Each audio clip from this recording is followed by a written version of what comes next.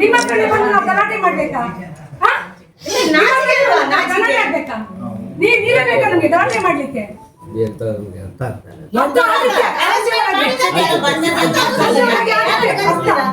ಗೊತ್ತಾಯ್ತಾ? ಒಬ್ಳು ಲೇಡಿ ಒಂದು ಮಾತು ಹೇಳಿದ್ರಿ, ಅವಳು ಸೆಕ್ಯೂರಿಟಿಯಲ್ಲಿ ಕೆಲಸ ಮಾಡುವವಳು ಅಂತ. ಹೇಗೆ ಗೊತ್ತಾಯ್ತು ನಿಮ್ಗೆ? ಸೆಕ್ಯೂರಿಟಿ ಗುತ್ತಿಗೆ ಸೆಕ್ಯೂರಿಟಿ ಎಲ್ಲ ಇರೋದು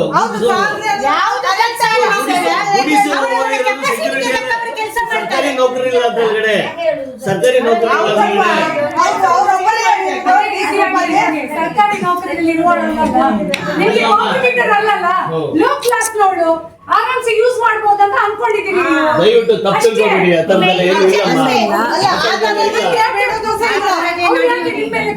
ಅಲ್ಲಮ್ಮ, ಇದುವರೆಗೂ ಕೆಲಸ ಮಾಡಿಸ್ಕೊಂಡು ಹೋಗಿದ್ದೀವಿ ಅಲ್ಲಿ ಆಫೀಸ್ ಒಳಗಿರೋರು ಎಲ್ಲರೂ ಮಾಡಿದ್ದಾರೆ ಕೆಲಸ. ಹೌದಾ? ಎಲ್ಲರೂ ಮಾಡ್ತಾ ಇದ್ದಾರಲ್ಲ, ಎಲ್ಲರೂ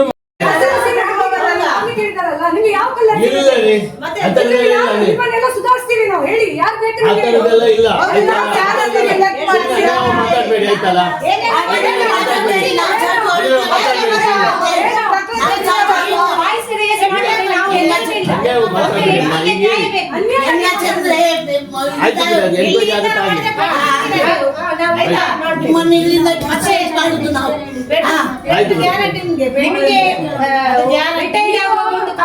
ನಮ್ಮನ್ನ ಅಂಡರ್ ಎಸ್ಟಿಮೇಟ್ ಮಾಡಬೇಡಿ.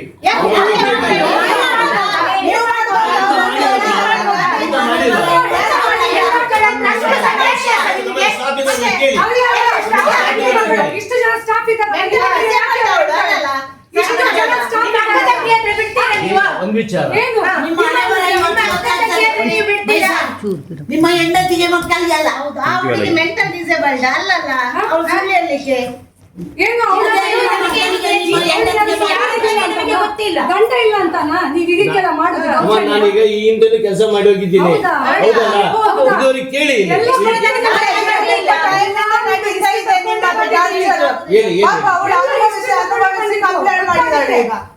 ಒಬ್ಳು ಲೇಡಿ ಬಂದು ಒಂದು ಕಂಪ್ಲೇಂಟ್ ಮಾಡ್ತಾಳೆ ಅಂತ ಹೇಳಿ, ಅದು ನಿಮ್ ಬಗ್ಗೆ ಪರ್ಟಿಕ್ಯುಲರ್ ಆಗಿ ಯಾಕೆ?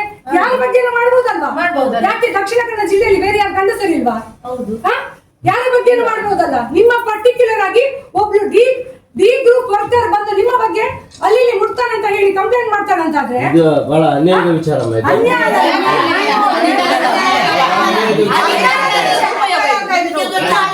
ದುರುಪಯೋಗ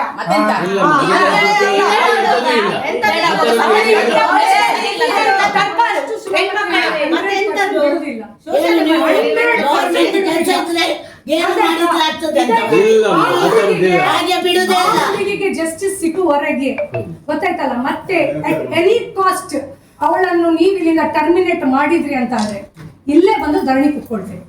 ಯು ಟೇಕ್ ಮೈ ವರ್ಡ್. ಒಂದ್ ನಿಮಿಷ ಅಮ್ಮ, ನಾವು ಸೆಕ್ಯೂರಿಟಿಯಲ್ಲಿ ಕೆಲಸ ಮಾಡೋರ್ ವಿಚಾರದೊಳಗಡೆ ಪೇಮೆಂಟಿನ ವಿಚಾರದಲ್ಲಿ ಅವರಿಗೆ ಸಂಪೂರ್ಣವಾಗಿ ಅವರಿಗೆ ತಲುಪುವ ಹಾಗೆ ವ್ಯವಸ್ಥೆಯನ್ನ ಮಾಡಿದ್ದೇವೆ. ಇಲ್ಲಿ ಯಾರನ್ನಾದ್ರೂ ಕೇಳಬಹುದು, ಯಾವುದೇ ಒಂದು ರೂಪಾಯಿನಾದ್ರೊಳಗೆ ನಾವು ಮುಟ್ಟುವಂತ ಜನಗಳಲ್ಲ.